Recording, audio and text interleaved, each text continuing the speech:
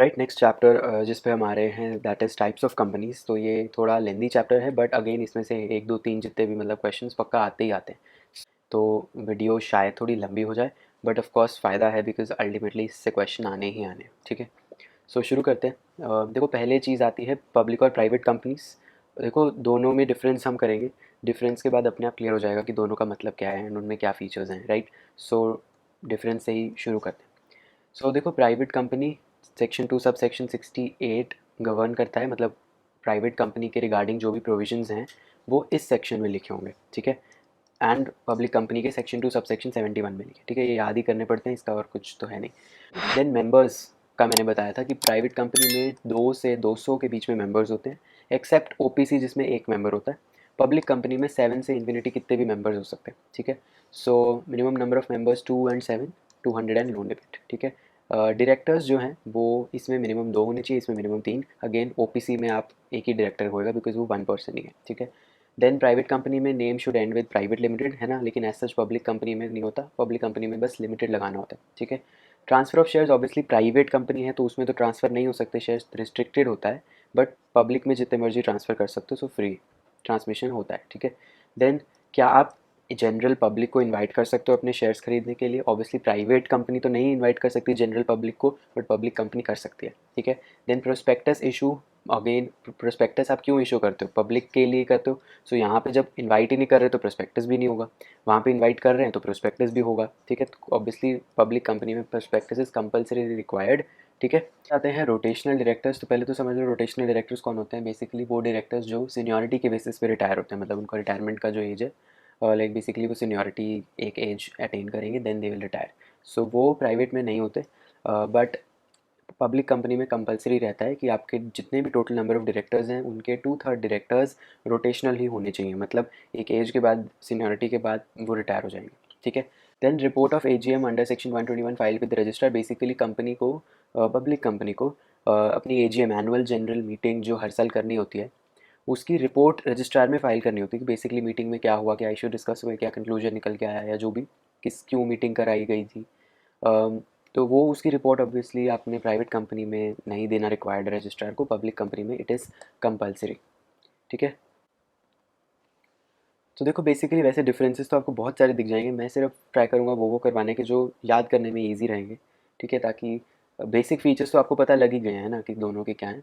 ये वाले एक्स्ट्रा जो फीचर्स हैं ये एक्चुअली में तो लगभग 25 होंगे, बट जो डिफरेंसेस के लिए और ज़्यादा प्रोमिनेंट है मैं बस वो कवर करवा देता हूँ, ठीक है। तो बेसिकली देखो, विमेन जो डायरेक्टर्स हैं प्राइवेट कंपनी में नहीं रिक्वायर्ड होते कंपलसरी कि होने चाहिए, बट पब्लिक कंपनी में कंपलसरी है कि वुमेन डायरेक्टर होनी चाहिए।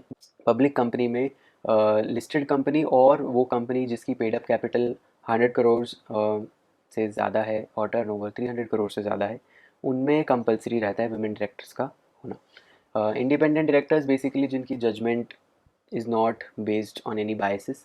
सो प्राइवेट कंपनी में से नहीं होता इंडिपेंडेंट डायरेक्टर का होना, बट पब्लिक कंपनी में कंपलसरी है कि डायरेक्टर जो है इंडिपेंडेंट डायरेक्टर वो होने चाहिए। देन एक आता है इसमें ESOP, employ stock option scheme. ये आपको पता होगा कि एम्प्लॉयज़ को शेयर्स ऑफर होते हैं। इसको डिटेल में भी हम पढ़ेंगे, कंपनी लॉज की नहीं है आपके सिलेबस में, बट वो बाद में करेंगे जब डिटेल में आएगा। अभी बस ये समझ लो कि जब आप प्राइवेट कंपनी की बात करते हो तो ईसॉप इशू तब भी हो सकता है, बट उसके लिए आपको ऑर्डिनरी रेजोल्यूशन पास करना होता है। देखो, रेजोल्यूशन जो पास होते हैं किसी भी कंपनीज़ में मीटिंग्स में, इस पे भी मीटिंग्स पे भी अलग चैप्टर है, बट अभी बस देख लो, बस रेजोल्यूशन 2 टाइप के होते हैं, एक ऑर्डिनरी रेजोल्यूशन और एक स्पेशल रेजोल्यूशन। तो ईसॉप के लिए प्राइवेट कंपनी में ऑर्डिनरी रेजोल्यूशन की ज़रूरत होती है और पब्लिक कंपनी में स्पेशल रेजोल्यूशन की ज़रूरत होती है, ठीक। देन एक आप पॉइंट बना सकते हो केएमपी का। केएमपी की मैनेजरियल पर्सनल। इसमें बेसिकली आपकी सीईओ यानी कि chief executive officer, CFO, chief financial officer, एक होल टाइम डायरेक्टर होता है, एक मैनेजिंग डायरेक्टर होता है और एक कंपनी सेक्रेटरी होता है। तो ये लोग जो इम्पोर्टेंट लोग हैं वो की मैनेजरियल पर्सनल हैं। प्राइवेट कंपनी में रिक्वायर्ड नहीं होते केएमपी अपॉइंट करने को, बट पब्लिक कंपनी में कंपलसरी रिक्वायर्ड होता है कि आपको केएमपी अपॉइंट करने पड़ेंगे, मतलब ये सारे लोग, ठीक है। तो इतने डिफरेंसेस काफ़ी हैं, ठीक है। अभी हम बेसिकली नेक्स्ट क्वेश्चन की तरफ बढ़ते हैं। नेक्स्ट क्वेश्चन आता है आपका कन्वर्जन पे, ठीक है। एक कन्वर्जन का क्वेश्चन हम करेंगे, how a public company is converted into private. अभी जो हम कर रहे हैं that is how a private company is converted into a public company, ठीक है। तो थोड़ा इसको डिटेल लगेगा आपको आंसर बहुत, बट अगेन एक बार प्रोसेस समझ लोगे तो वो लिखना बहुत आसान है, ठीक है। देखो, according to section 14 of companies act 2013 to convert a private company into a public company, पहली चीज़ जो सबसे ज़रूरी है, आपको स्पेशल रेजोल्यूशन पास करना पड़ेगा। क्यों? क्योंकि आपको आर्टिकल्स ऑफ एसोसिएशन, देखो ये जो भी टर्म्स है सबके बारे में डिटेल में हम बाद में पढ़ेंगे, अभी बस समझ लो, ठीक है। आपको आर्टिकल्स ऑफ एसोसिएशन, जो कंपनी के दो मेन डॉक्यूमेंट्स होते हैं, आर्टिकल ऑफ एसोसिएशन और मेमोरेंडम ऑफ एसोसिएशन। तो आर्टिकल्स ऑफ एसोसिएशन को अल्टर करना पड़ेगा ना, चेंजेस, बिकॉज अब प्राइवेट से वो पब्लिक में आ रही है, तो जो प्राइवेट के फीचर्स थे पहले वो लिखे होंगे आर्टिकल्स में, उसके हिसाब से होगा। बट अब आपको पब्लिक के हिसाब से बनाना है, तो आर्टिकल्स में जब भी अल्टर करना होता है स्पेशल रेजोल्यूशन पास करना पड़ता है, ठीक है। And to remove the restrictions of private company and also to delete the word private from its name, ठीक है। तो एक तो आर्टिकल्स में अल्टर करना है, रिस्ट्रिक्शंस जो थी शेयर्स को लेके, इनविटेशन टू पब्लिक को लेके प्राइवेट में, उनको हटाना है, और नाम के आगे से प्राइवेट वर्ड हटाना है, ठीक है। इन तीनों चीज़ों के लिए आपको करना है क्या, स्पेशल रेजोल्यूशन पास करना है। अब पहली चीज़ स्पेशल रेजोल्यूशन पास करना है, तो वो कैसे होता है वो बता दो कि स्पेशल रेजोल्यूशन पास करने के लिए जनरल मीटिंग ऑफ मेंबर्स के लिए सबसे पहले एक बोर्ड ऑफ डायरेक्टर्स की मीटिंग होती है। मतलब आपको स्पेशल रेजोल्यूशन पास करना है, उसमें ठीक है मेंबर्स की मीटिंग होती है, बट उन मेंबर्स की मीटिंग से पहले बोर्ड ऑफ डायरेक्टर्स एक अलग मीटिंग करते हैं अलग से, ठीक है। तो पहले बीओडी की मीटिंग होती है कि हाँ आप अप्रूव कर रहे हो इस कन्वर्जन को, कि हम कन्वर्ट कर रहे हैं फ्रॉम प्राइवेट टू पब्लिक। और फिर आप नॉर्मल जो मीटिंग है शेयर होल्डर्स की, मेंबर्स की, उन उस मीटिंग की डेट, टाइम और वेन्यू को फिक्स करते हो। समझ आ गई? पहले एसआर जो पास करना है वो नॉर्मल मीटिंग में होगा, बट उस मीटिंग को डिसाइड करने के लिए कि वो कब कहाँ होगी, वो डेट टाइम वेन्यू डिसाइड करने के लिए और अप्रूवल जो है पहले बीओडी मीटिंग अलग से होकर वो होता है, ठीक है। देन स्पेशल रेजोल्यूशन पास हो जाएगा जब वो एक्चुअल जनरल मीटिंग, जो नॉर्मल मीटिंग है वो होगी, ठीक है। तो पहले बीओडी मीटिंग हुई, फिर आपने जनरल मीटिंग करी जो होती है, इसमें स्पेशल रेजोल्यूशन पास हुआ। अब जो स्पेशल रेजोल्यूशन पास होगा उसकी एक कॉपी निकल के आएगी, इसको बोलेंगे सर्टिफाइड कॉपी, कि उस रेजोल्यूशन में क्या क्या चीज़ें बोली गई, क्या डिसीजंस लिए गए, क्या क्या कंक्लूजन्स निकल के आए, तो उस चीज़ की एक कॉपी। और आपने जो अपने आर्टिकल्स की हम बात कर रहे थे कि वो ऑल्टर करने हैं, तो वो ऑल्टर किए हुए document, article of association, altered AOA and MOA, दोनों। Minutes of the meeting, minutes of meeting क्या होता है, कोई भी मीटिंग के एक तरह से चेक पॉइंट्स कि हाँ इस मीटिंग में ये बातें हुई थी, वो मिनट्स ऑफ मीटिंग। ये सब चीज़ें किसको फाइल करनी है, रजिस्ट्रार को फाइल करनी है। जो भी आपका उस एरिया का रजिस्ट्रार होगा उसको फाइल करनी होती है। किसमें, फॉर्म नंबर MGT 14 में, with in 30 days of passing the resolution. ये सारी चीज़ें बहुत अभी कॉम्प्लिकेटेड लग रही होंगी बट कुछ नहीं है, देखो। देन इसके बाद रजिस्ट्रार को एक INC 27 फॉर्म में फीस के साथ, copy of altered articles and MOA के साथ, मिनट्स ऑफ मीटिंग के साथ, और नोटिस ऑफ मीटिंग की, मीटिंग जो हुई थी उसका नोटिस दिया होगा ना शेयर होल्डर्स को पहले, उसके अभी एक कॉपी, ये सब लगा के INC 27 एक और फॉर्म आपको रजिस्ट्रार को फाइल करना पड़ेगा, ठीक है। ये भी हो गया। अब with in 30 days of filing that INC 27, तो रजिस्ट्रार क्या करेगा, जो उसकी पिछली रजिस्ट्रेशन कर रखी थी जब प्राइवेट कंपनी बनी थी, वो वाली रजिस्ट्रेशन को क्लोज़ कर देगा, एक नया COI देगा। आपको याद हो तो पहले जब उसने रजिस्ट्रेशन की थी तब सर्टिफिकेट ऑफ इनकॉर्पोरेशन दिया था, तो अब वो वाला तो कैंसिल करना पड़ेगा, तो वो वाली रजिस्ट्रेशन को कैंसिल करके एक नया फ्रेश COI वो देगा। अगर वो सेटिस्फाइड है, जो भी सारी उसको लगता है ना रिक्वायरमेंट्स करनी थी, वो बोलता है हाँ आपने ये करना था, अगर वो लगता है उसको सेटिस्फाई हो गया तो वो कर देगा उसको अप्रूव, रजिस्ट्रार, ठीक है। अब आप जो चेंजेस करने थे वो कर सकते हो। कैसे, कि अगर आपके नंबर ऑफ़ मेंबर्स जो हैं वो 7 से कम थे, तो वो आप इंक्रीज़ कर दो 7 तक, ठीक है। मतलब मिनिमम नंबर ऑफ़ मेंबर्स 7 होने चाहिए ना पब्लिक के लिए, तो प्राइवेट में तो हो सकता है 2-3 हो, बट पब्लिक के लिए तो मिनिमम 7 चाहिए। तो ये बोलते हैं कि अगर लेस देन 7 थे तो उसको 7 कर लो। डायरेक्टर्स मिनिमम जो हैं अगेन, अगर वो 3 से कम थे तो उसे 3 कर दो। बेसिकली पब्लिक के लिए जो जो करना होता है वो कर दो। मेंबर्स को 7 कर दो, डायरेक्टर्स मिनिमम 3 कर दो, होनी चाहिए, है ना। देन अगर वो चाहते हैं पब्लिक ऑफ़र करना, कि क्योंकि प्राइवेट में तो वो नहीं कर सकती थी ना पब्लिक को ऑफ़र अपने शेयर्स, तो अगर अब वो चाहती है कि हाँ मैं चाहता हूँ पब्लिक ऑफ़र से फंड्स रेज़ करना, तो एक रेड हेरिंग प्रोस्पेक्टस, ये नाम होता है ये वाला प्रोस्पेक्टस, ये इशू करना होता है विद सेबी एंड रजिस्ट्रार, दोनों को वो प्रोस्पेक्टस भेजना होता है। उसके बाद जो प्राइवेट वर्ड लगा रखा था प्राइवेट कंपनी ने वो हटाना पड़ेगा, बिकॉज अब वो प्राइवेट लिमिटेड नहीं, अब वो सिर्फ लिमिटेड लगाया करेगी अपने आगे, है ना। तो ये जब कर देगा वो, तो अपने आप ही वो पब्लिक से अब क्या बन, सॉरी प्राइवेट से क्या बन चुकी है, पब्लिक बन चुकी है, ठीक है। आई होप ये समझ में आया होगा, अगर नहीं आया तो मैं एक बार दोबारा बता देता हूँ प्रॉपर। सबसे पहले आपने बीओडी की मीटिंग करी, अप्रूवल के लिए, वो बीओडी की मीटिंग अप्रूवल करेगा, और जो नॉर्मल मीटिंग है जनरल मीटिंग, उसका डेट टाइम और वेन्यू डिसाइड करेगा। ठीक है, अब जनरल मीटिंग होगी, उसमें स्पेशल रेजोल्यूशन पास होगा। उसके बाद विद इन 30 डेज उस स्पेशल रेजोल्यूशन की copy, articles, memorandum, minutes of meeting, इन सब की कॉपी रजिस्ट्रार को फाइल करनी है MGT 14 में। देन INC 27, इन्हीं सब चीज़ों को प्लस नोटिस ऑफ मीटिंग के साथ INC 27 में रजिस्ट्रार को ये भी देना है। देन विद इन 30 डेज उसके बाद रजिस्ट्रार आपको पिछला जो रजिस्ट्रेशन किया था वो कैंसिल करके नया COI पकड़ा देगा। उसके बाद जो भी आपने चेंजेस करने हैं, मिनिमम नंबर ऑफ मेंबर्स को 7 कर दो, मिनिमम नंबर ऑफ डायरेक्टर्स को 3 कर दो, और अगर पब्लिक इशू करना है तो रेड हेरिंग प्रोस्पेक्टस डाल दो, प्राइवेट वर्ड जो है वो हटा दो। तो ये सब हटा जाएगा, तो अपने आप वो क्या बन गया है, अब पब्लिक कंपनी बन गई, सिंपल। अब आ जाओ नेक्स्ट चीज़ पे, पब्लिक कंपनी को कैसे कन्वर्ट करना है इनटू अ प्राइवेट कंपनी। तो इसमें देखो अगेन BOD की मीटिंग होती है। इसमें BOD की मीटिंग के लिए बेसिकली 7 दिन का नोटिस दिया जाता है डायरेक्टर्स को कि आपको एक BOD की मीटिंग भैया अपनी मीटिंग एक रखवानी पड़ेगी। तो वो BOD मीटिंग अगेन रखेगी, अपना डेट टाइम वेन्यू डिसाइड करेगी जनरल मीटिंग का। फिर उस जनरल मीटिंग में स्पेशल रेजोल्यूशन पास हो जाएगा, जैसे अभी पिछले उसमें हमने किया। अब इसमें एक चीज़ जो अलग होती है वो ये होती है कि BOD जो है वो 21 दिन का 21 क्लियर डेज नोटिस देता है सभी मेंबर्स को, ऑडिटर्स को, डायरेक्टर्स को, अलॉन्ग विद एक्सप्लेनेटरी स्टेटमेंट कि हम स्पेशल रेजोल्यूशन पास कर रहे हैं at the general meeting of the members की। तो नोटिस दिया जाता है कि हमने स्पेशल रेजोल्यूशन पास करना है। देन एक्चुअल जो मीटिंग है जनरल मीटिंग वो होती है, स्पेशल रेजोल्यूशन पास होता है कि हाँ हम इस कन्वर्जन का कर रहे हैं। Again articles of association alter किए जाएंगे, और यहाँ पे अगेन क्योंकि प्राइवेट कंपनी में बदलना है तो सेक्शन 2 सब सेक्शन 68 के प्रोविजंस लगते हैं, तो और प्राइवेट वर्ड भी ऐड होता है, तो ये सब को ध्यान में रखा जाएगा। अब अगेन सेम चीज़ आप करोगे MGT 14 में, स्पेशल रेजोल्यूशन का कॉपी फाइल करोगे to the registrar along with उसकी copy, then altered AOA, notice of the meeting हमने जो बुलाई थी उसका नोटिस। ठीक है, इसमें उसके बाद जो चेंज है, इसमें INC 27 वाला कुछ नहीं है, सीधी चीज़ इसमें करनी है, किसी रिकग्नाइज्ड स्टॉक एक्सचेंज में इसका नाम जो है वो लिस्ट किया रखा होगा पहले से, तो अब वो हटाना है वो नाम, क्योंकि अब वो पब्लिक नहीं रहेगी, राइट। सो वो हटाने को इसको बोलते हैं डी लिस्टिंग करना। So delisting of listed company की, अगर वो पब्लिक कंपनी लिस्टेड थी तो उसको डी लिस्ट कराना पड़ेगा according to the provisions of SEBI की डी लिस्टिंग रेगुलेशंस 2009। ठीक है, देन उसके बाद आपको सेंट्रल गवर्नमेंट को अप्लाई करना पड़ेगा कि भैया हम कन्वर्जन करना चाह रहे हैं। तो apply to the central government, that is regional director, वहाँ पे ROC था, यहाँ पे रीजनल डायरेक्टर है, for approval of conversion from public to private as per the companies 4th amendment rules 2018। Basically इन रूल्स में लिखा था कि ये कन्वर्जन कर सकते हो आप।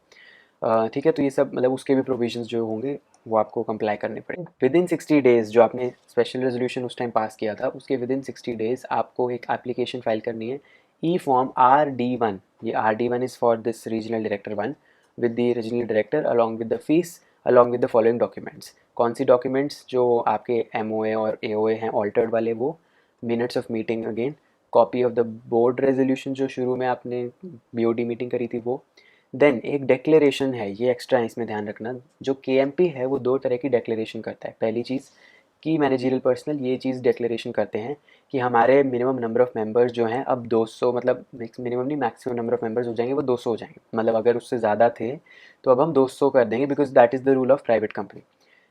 तो मतलब वो बेसिकली वो करते हैं कि हम खुद की मैनेजरियल पर्सनल एश्योर कर रहे हैं कि हाँ हम कंप्लाई करेंगे अब सब प्रोविजन से। सो डिक्लेरेशन कि हाँ company has limited the number of members to 200, also stating that no deposit has been accepted by company in violation of the act and rules made thereunder, कि हम कुछ violation basically कुछ गलत नहीं कर रहे हैं, है ना। Then declaration that the company was never listed in any of the regional stock exchanges, और if it was listed तो सारे प्रोसीजर के हिसाब से उसकी डीलिस्टिंग कर दी है एज पर द सेबी की गाइडलाइंस जो अभी हमने पीछे देखी थी। सो ये डिक्लेरेशन दो डिक्लेरेशन है। पहली चीज़ कि हाँ हमारे नंबर ऑफ़ मेंबर्स जो हैं वो 200 से ज़्यादा नहीं रहेंगे अब।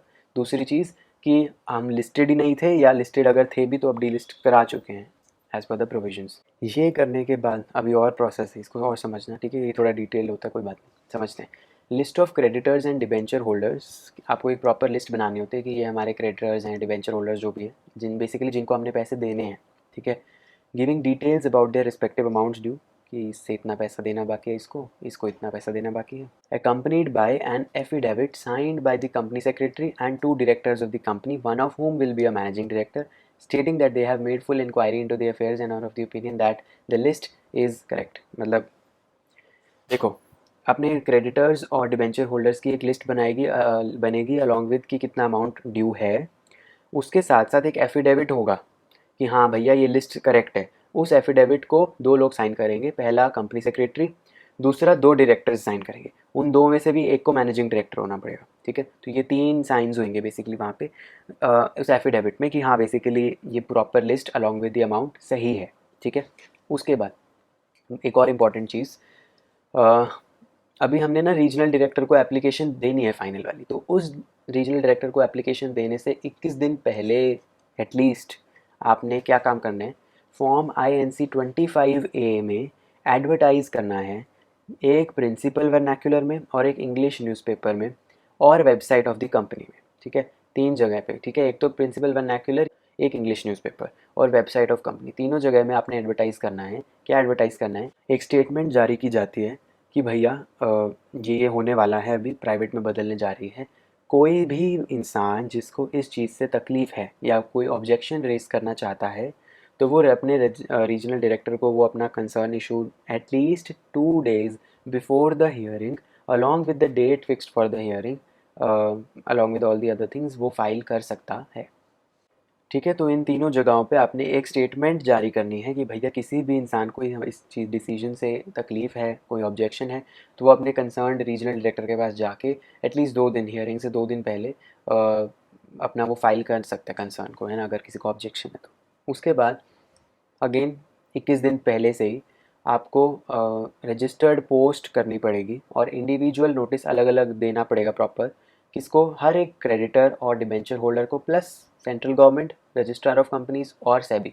5 हो गए ना, एक तो क्रेडिटर, एक डिबेंचर होल्डर, एक सेंट्रल गवर्नमेंट, एक रजिस्ट्रार ऑफ कंपनी ROC और एक सेबी। इन पाँचों को एक आपको अगेन 21 दिन बिफोर रीजनल डायरेक्टर को एप्लीकेशन फाइनल देने वाली से 21 दिन पहले आपको रजिस्टर्ड पोस्ट जो होते हैं ना, पोस्ट के थ्रू भेजते हैं जो नोटिस, वो इंडिविजुअल नोटिस सबको अलग अलग पाँचों को भेजना पड़ेगा, ठीक है। पाँचों मतलब जितने भी क्रेडिटर्स हैं, जितने भी डिबेंचर्स हैं, सभी को भेज देना पड़ेगा। अब अगर किसी भी लोग से, यानी creditor, debenture holder, ROC, SEBI, central government, plus जो ऊपर हमने एडवर्टाइज़ कराया था फॉर्म INC 25A में, उनमें अगर न्यूज़पेपर में, वर्नाक्यूलर में, वेबसाइट में, सबसे बेसिकली पूछा जाएगा कि किसी को तकलीफ़ तो नहीं है। अब अगर किसी को तकलीफ़ नहीं है, यानी where no objection has been received from any person and the application is complete in all respects, तो अब जाके अब रीजनल डायरेक्टर को अपना वो एप्लीकेशन जो दिया था वो विद इन 30 days अपना अप्रूवल दे देगा कि हाँ किसी को ऑब्जेक्शन नहीं आई है फ्रॉम द डेट जब भी उसको एप्लीकेशन मिली है, उससे विद इन 30 days वो अपना ये अप्रूवल दे देता है। अब मान लो उसको लग रहा है कि रीजनल डायरेक्टर को लग रहा है कि भैया मुझे एप्लीकेशन में कुछ फॉल्ट दिख रहा है या मुझे कुछ और इन्फॉर्मेशन अभी निकलवानी है या पूछना है या जो भी कुछ उसे मतलब प्रॉपरली अगर वो सेटिस्फाइड नहीं है, तो अगेन वो with in 30 days of getting that application वो दोबारा से उसे बता सकता है कि भैया आपकी ये इनकम्प्लीट है एप्लीकेशन एंड इसको रीसबमिट करो विद इन 15 days ऑफ जो हम मैं बता रहा हूँ इन द E-form RDGNL 5। अब ये रीसबमिशंस मैक्सिमम 2 अलाउड होती हैं, अदरवाइज़ वो एप्लीकेशन ही कैंसिल हो जाती है, ठीक है। सो अगर उसने बताया था कि हाँ मुझे इनकम्प्लीट लग रही है या मुझे कुछ और इन्फॉर्मेशन चाहिए थी, फिर भी कोई रिस्पांस नहीं आया कंपनी की तरफ से, तो या उसने इन्फॉर्मेशन नहीं प्रोवाइड करी या डिफेक्ट को ख़त्म नहीं करा या कंप्लीट नहीं करी एप्लीकेशन, तो रजिस्ट्रार के पास RD रीजनल डायरेक्टर के पास पूरा हक है कि वो अब आपकी एप्लीकेशन को रिजेक्ट कर सकता है अगेन विद इन 30 days। अब अगर हो सकता है, ये भी हो सकता है कि कोई उसने कुछ बताया ही ना हो रीजनल डायरेक्टर ने कि भैया अप्रूव है नहीं है, रिसबमिशन करना है, रिजेक्ट कर दिया आपने, कुछ नहीं बताया, तो मान लिया जाता है कि इट इज़ डीम्ड अप्रूव्ड, मतलब कि जो भी आपने एप्लीकेशन दी थी वो अप्रूव हो गई। लेकिन ये होता था पहले, अब ये जो प्रोविज़न है डीम्ड अप्रूवल का, ये विड्रॉ हो चुका है फ्रॉम 25 जनवरी 2021। ये एक अमेंडमेंट आई थी कंपनीज इनकॉर्पोरेशन रूल्स 2014 में, इसको अब companies incorporation second amendment rules 2021 के नाम से बोला गया और ये बेसिकली अब डीम्ड अप्रूवल नहीं बोला जाता उसको। एनी हाउ आगे जो आता है, अब ये तो तब केस थे जब कोई ऑब्जेक्शन नहीं मिला। अब मान लो कोई ऑब्जेक्शन किसी की तरफ से आ गया या रीजनल डायरेक्टर ने ही कुछ ऑब्जेक्शन स्पेसिफिक करके रखी, तो वो विद इन 30 days क्या करेगा, एक हियरिंग रखता है कि भैया सुनवाई रखनी है ना, क्योंकि ऑब्जेक्शन आई है। तो अब वो सुनवाई में जिसको ऑब्जेक्शन है और कंपनी दोनों आमने सामने बैठेंगे और एक कंसेंसस पे रीच करेंगे कि भैया बताओ क्या ऑब्जेक्शन है, मैं उस ऑब्जेक्शन को दूर करूँगा। तो दोनों आपस में बैठ के कंसेंसस पे रीच होते हैं। तो विदिन 30 डेज़ वो डायरेक्ट किया जाता है कंपनी को कि भैया आप एक एफिडेविट फाइल करो कि भैया हाँ हम कंसेंसस पे पहुंच चुके हैं, कि जिसको भी तकलीफ थी अब वो बोल रहे नहीं है तकलीफ, मतलब जिसने भी ऑब्जेक्शन रेज किया था वो अब सेटिस्फाई कर दिया है हमने, कंपनी ने। तो अब हम कर सकते हैं एप्लीकेशन को आगे। तो इसका एक एफिडेविट और आपको देना पड़ता है। अब मान लो कंसेंसस पे ही नहीं है ऑब्जेक्शन वाला, फिर भी बोल रहा है मेरे को तो है ऑब्जेक्शन, तो अगेन आरडी आपका सीधा रिजेक्ट कर देगा कि भैया ऑब्जेक्शन आ रखी है ना। अब इसमें एक और चीज़ आती है कि मान लो कोई पेंडिंग केस है ना कंपनी पे, या कोई भी इन्वेस्टिगेशन चालू हो रखी है कंपनी पे, तो सीधा ही आपका कन्वर्जन अलाउ नहीं करा जाता। ठीक है। अब एक INC 27 था ना पीछे, अब इसमें INC 28 में आपने रीजनल डायरेक्टर का अप्रूवल को फाइल करना है विद दी, अब वापस ROC के पास जाओगे, registrar of company, because again उसी ने रजिस्टर की थी आपको, उसी को उसी ने COI दिया था आपको। तो आप विद इन 15 डेज़ ROC के पास जाके उसे दोगे। वो ROC अगर सेटिस्फाई हो जाएगा विद इन 30 डेज़ आपके INC 28 फॉर्म से, तो वो आपको पिछला रजिस्ट्रेशन कैंसिल करके नया COI पकड़ा देगा, सर्टिफिकेट ऑफ इनकॉर्पोरेशन, और अब आप अपने वर्ड लव कंपनी के नाम के आगे प्राइवेट लगा सकते हो। ठीक है। और मेंबर्स को आप ऑब्वियसली 200 तक रिड्यूस करना पड़ेगा, because that's the rule of private company. ठीक है। So this was the whole process. इसका थोड़ा सा पिछले वाले से ज़्यादा लंबा था, बट अगेन एक दो बार आप करोगे तो कुछ दिक्कत नहीं आएगी। मैं आपको दोबारा एक बार रिवाइज करवा देता हूँ, बिकॉज आई डोंट वांट कि आपको लगे क्या ही करा दिया। सुन लो। देखो सिमिलर ही था जब तक हमने पीछे वो किया था। एक मिनट रुको। या तो सिमिलर कहाँ तक था, देखो सबसे पहली चीज़ तो आपने 7 डेज़ का नोटिस दिया, BOD की मीटिंग हुई और उसने डेट टाइम वेन्यू डिसाइड किया स्पेशल रेजोल्यूशन पास करने के लिए। अब यहाँ पे फ़र्क ये था कि 21 क्लियर डेज़ नोटिस दिया जाता है सभी मेंबर्स को, along with the explanatory statement कि भैया हमने स्पेशल रेजोल्यूशन पास करवाना है तो करवा, उसके लिए मीटिंग रख रहे हैं हम। ठीक है। तो अब वो जो एक्चुअल जनरल मीटिंग है वो होती है, फिर उसका स्पेशल रेजोल्यूशन आता है। अब वो स्पेशल रेजोल्यूशन जो आता है उसकी copy plus altered AOA notice of the meeting, copy of the special resolution, उसका का बेसिकली आपने MGT 14 में फाइल करना है। इसके बाद सबसे पहला काम डी लिस्टिंग करानी है। कंपनी जो लिस्ट हो अगर हो रखी है, पब्लिक लिस्ट भी हो सकती है, नॉन लिस्ट भी हो सकती है, अगर लिस्ट है तो डी लिस्टिंग करा दो एज पर द रूल्स। उसके बाद सेंट्रल गवर्नमेंट में रीजनल डायरेक्टर को आपने अप्लाई करना है। अब वो जो अप्लाई करना है वो कुछ रूल्स के हिसाब से करना होता है। वो रूल्स क्या क्या हैं? सबसे पहला रूल कि with in 60 days of this special resolution आपको उसको फाइल करना है अलॉन्ग विद डॉक्यूमेंट जो कि हैं MOA AOA ऑल्टर्ड वाले, मिनट्स ऑफ मीटिंग और बोर्ड ऑफ डायरेक्टर की जो मीटिंग थी वो।